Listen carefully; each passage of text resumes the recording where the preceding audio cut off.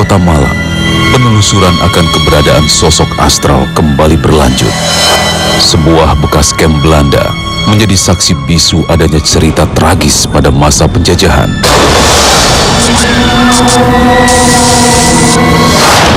Konon, gedung yang telah beralih fungsi menjadi aula serbaguna ini pada zaman dahulu digunakan sebagai tempat penyiksaan serta pembantaian warga pribumi oleh para penjajah. Cerita tersebut pada akhirnya dipercaya oleh masyarakat menjadi penyebab dari banyaknya sosok gaib yang mendiami serta tak ragu menampakkan eksistensinya. Tertutupi oleh dinding tebal dengan deretan batu alam, terlihat antik dengan jendela serta pintu besi yang masih terpasang. Aula luas yang tertutupi oleh lantai kayu ini dilengkapi dengan sebuah panggung kesenian yang terdapat di sisi depannya.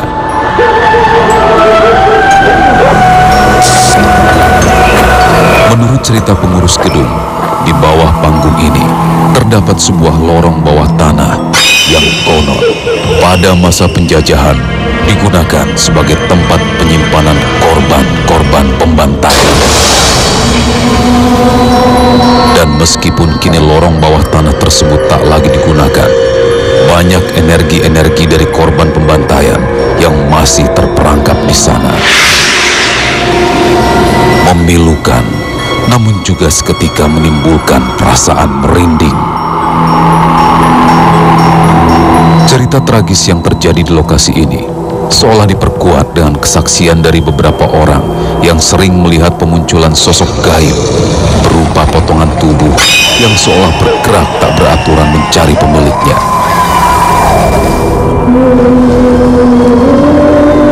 Tak hanya itu, energi-energi yang terperangkap di sana kerap menimbulkan suara rintihan minta tolong serta terciumnya bau tidak sedap yang sangat menyengat. Dan seolah ingin berinteraksi seperti layaknya sosok hidup.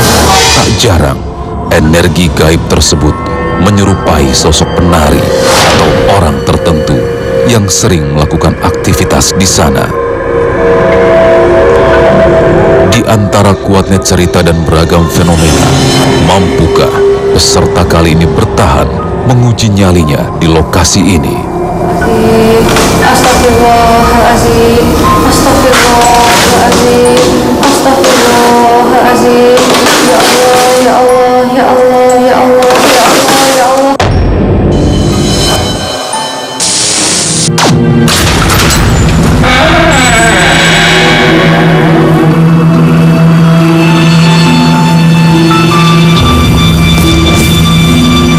Sebuah peninggalan masa silam diliputi oleh berbagai mitos tentang keberadaan sosok astral. Konon, energi dari kejadian masa lalu di tempat ini kerap berinteraksi serta menampakkan wujudnya. Saya Rudi Kawilarang bersama kita akan menelusuri kebenaran dari mitos tersebut di Masih Dunia Lain.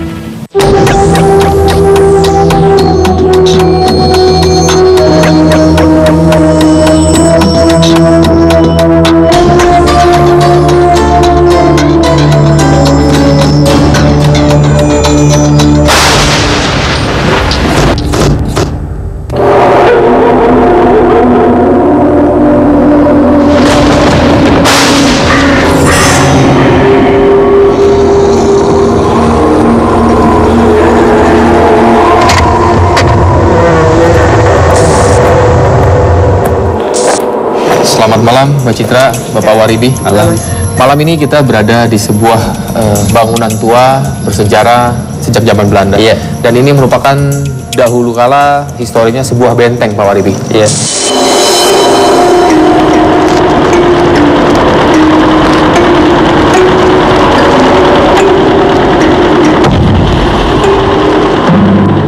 Kita akan mencoba menelusuri sisi-sisi dari bangunan ini, Pak Waribi. Iya. Nah, di sini nih saya melihat satu sosok laki-laki tua, rambutnya yang agak komal tapi jenggotnya rapi, sudah putih semua. Di sini ini pas tangga. Ini yang dibilang Pak Waribi sosoknya adalah laki-laki. Ini tadi memang pergeseran, langsung kita lihat, langsung ini kena besar sekali dan jelas.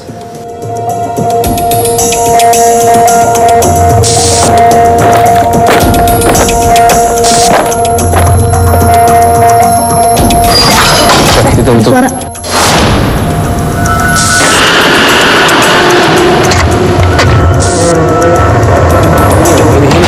Ini yang bergerak pintunya.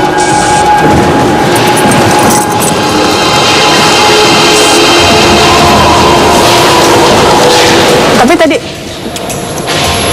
Ini yang bergerak Pak Waribi. iya kita ngeliat sendiri, Ya, sebenarnya tadi ini sudah ditutup, sudah dikunci, tapi tiba-tiba bisa buka sendiri dan kita semuanya mendengarkan reaksi pada waktu nutup.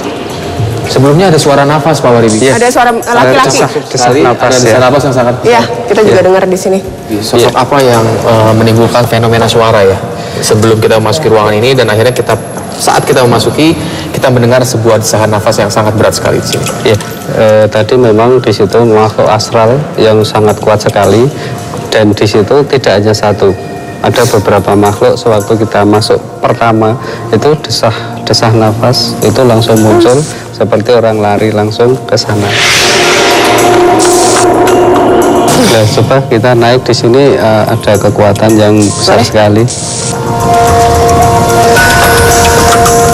Panggung sendiri memang identik dengan rekaman-rekaman histori ya Pak Waribi. Iya, betul. Dulunya pernah ditampilkan. Karena apa? Sewaktu ada kegiatan di sini, orang dengan gerakan-gerakan tari itu kan diikuti dengan sugesti yang tinggi, diikuti dengan imajinasi yang tinggi. Nah, semua itu bisa terekam oleh ini suasana yang ada di sini. Nah, disinilah terhimpun suatu ether yang sangat kuat dan di sini menjadi fenomena-fenomena yang selalu bermuncul secara aktif. Baru saja ini ya grendel pintunya seperti ada yang buka. Bunyinya seperti itu. Itu ada sosok memang Mas di sana. Ya itu memang ini karena banyak yang di sini ya. Dia berusaha untuk bergeser keluar. Ya, ya saya lihat kok. Permisi ya. Permisi ya.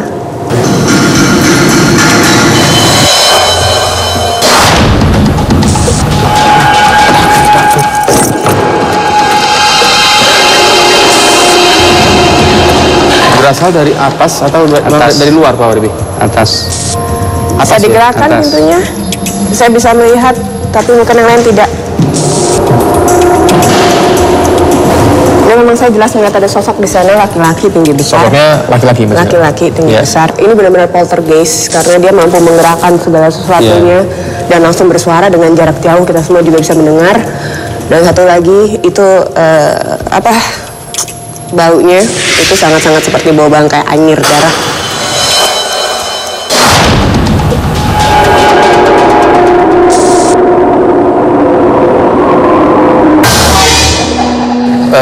Sudah cukup Pak Waribi? Saya rasa sudah cukup dan ini sangat lengkap sekali. Nanti kita tentukan aja di sini tempat untuk uji nyali. Baik, Di situ terima banyak kasih sekali. Pak Waribi, Mbak Citra. Siap. Saya akan langsung menjemput peserta. Siap. Kita kembali ke kontrol. Silakan. Pemirsa, malam ini kita telah mendatangkan seorang wanita yang berani menguji nyalinya di tempat ini.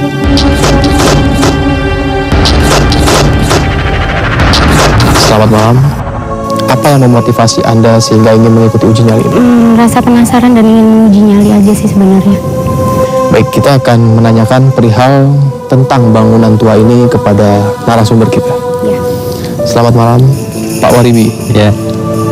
Bisa menceritakan mengenai perihal yang saat waktu kita melakukan penelusuran tentang sejarah, histori, ataupun energi apa yang berada di lokasi kita ini? Di sini perlu diketahui bahwa ini adalah satu bangunan tua yang nilai historisnya tinggi, peninggalan zaman Belanda. Di sini memang banyak fenomena, baik itu dari makhluk-makhluk astral atau dari fenomena zaman dulu, itu sering berinteraksi di tempat ini dan sudah terbukti juga dari masyarakat sekitar dan juga dari kita itu sudah menelusuri, dan memang betul-betul di sini ada makhluk-makhluk astral yang seneng iseng dan berinteraksi. Terima kasih Pak Waribi atas penjelasannya. Ya, terima kasih. Bagaimana Saudari Tara setelah mendengar keterangan dari narasumber mengenai lokasi ini? Apakah Anda tetap ingin mengikuti uji nyali ini? Tetap ingin mengikuti, siap. Baik, kita akan langsung ke lokasi uji nyalinya sekarang. Ya. Mari silakan.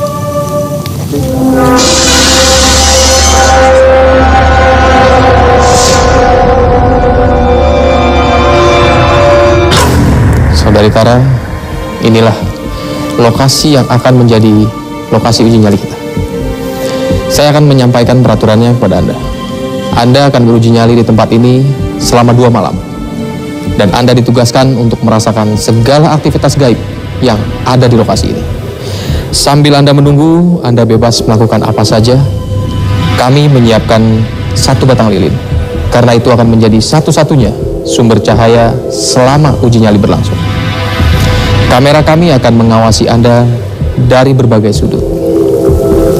Ada di depan, samping, dan juga di belakang Anda. Dan kami menyarankan agar Anda tidak bergerak di luar dari jangkauan kamera kami. Apabila Anda merasakan sesuatu, bisa langsung dikomunikasikan dengan kami.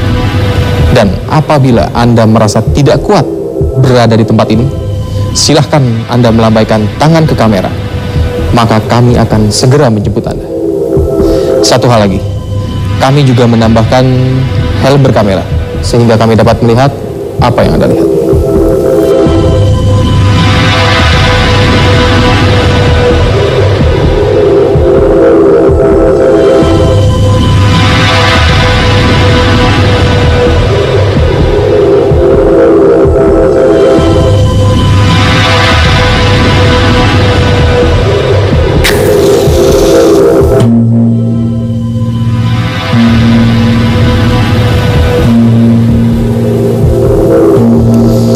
Saudara-saudara, kita sudah mendengar suara gong berbunyi. Itu menandakan uji nyali ini sudah dimulai. Saya ucapkan, silahkan beruji nyali.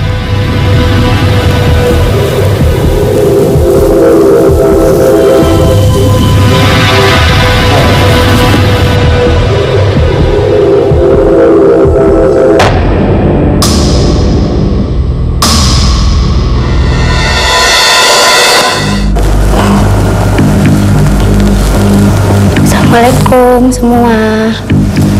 Maaf ya kalau ngeganggu, maksudnya nggak ngeganggu kok.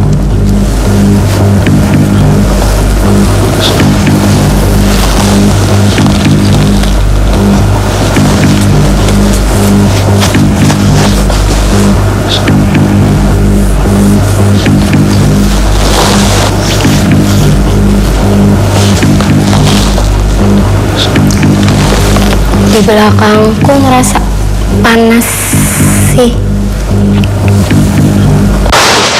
Selanjutnya, di masih dunia lain. Kepala bayangan gini kayak dia nari tapi tangannya gini, kelihatan tangan sama kepala sebagian kepala bayangan gini.